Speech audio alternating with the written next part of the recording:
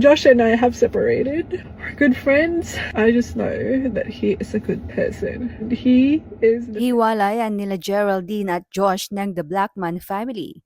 Totoo nga ba o prank lang? Emosyonal habang ibinapahagi ng content creator na si Geraldine Blackman. Nahiwalay na sila ng asawa niyang si Joshua Blackman. Aniya, Josh and I have separated. Ang naturang pahayag ay ibinahagi ni Geraldine sa kanyang Instagram account. Nito lamang hapon ng February 21. Si Geraldine ay isang Filipina at si Josh naman ay isang Australian. Sila ay may dalawang anak, sina Jet at Nemo. Naghiwalay ang mga ito matapos ang 7 taong pagsasama. Kilala sila bilang The Blackman family sa social media. Ngunit sa kabila naman ng ginawang pag-amin na hiwalay na sila, tiniyak ni Geraldine na maayos silang naghiwalay at iwo-workout nila ang kanilang co-parenting para sa mga anak. Hindi naman binanggit ni Geraldine kung ano nga ba ang tunay na naging dahilan ng kanilang paghihiwalay. Marami kasi sa kanilang mga fans ang nagulat, batay na nga sa comment section. Ang iba nga ay umaasa pa na prank lamang ito ni Geraldine. Ngunit ayon sa ilan ay mukhang hindi ito prank dahil recently daw sa mga vlogs ni Geraldine ay ang mga bata na lamang ang kasama nito at wala na si Josh. Komento ng isang netizen, "It's a prank, I think, because she is fake crying. If she really did separate from Josh, she would have been bawling her eyes out. Just saying." No way, it's a prank. Josh won't give up that easily. Geraldine is practicing her acting career. Komento pa ng isa, "Kaya pala lately sila-sila na lang ng mga anak niya ang nasa content." Dagdag naman ng isa pang netizen, "Sayang naman, para kasing ayaw ni Josh mag-content. Pinipilit siya ni Geraldine. Parang prank din. Please, sana naman prank lang ito. Idol ko yung family nyo, magkakaroon tuloy ako ng trust issue sa mga napapanood kong family videos."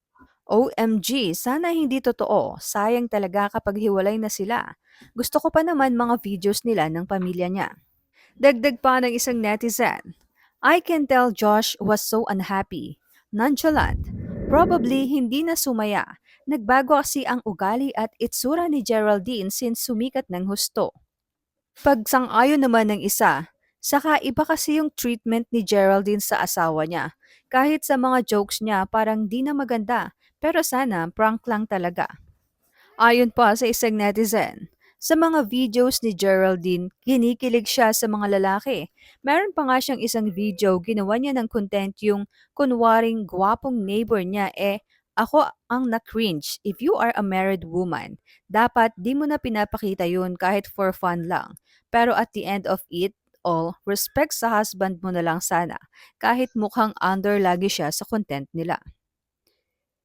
Iba ang personality ng mga puti sa lahat.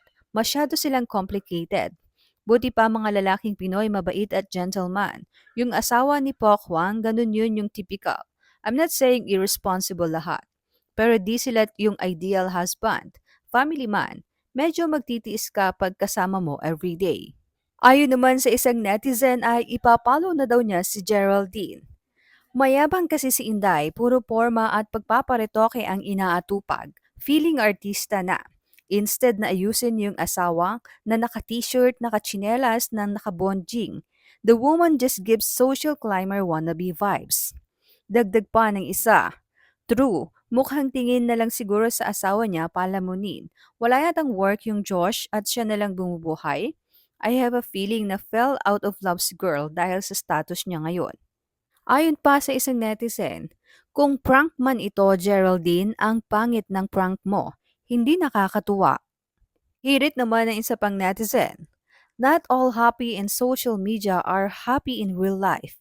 We should always focus on the reality than just for the sake of content.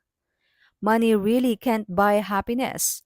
Look at that. They have enough money, but they are not contented with what they have. So they separated."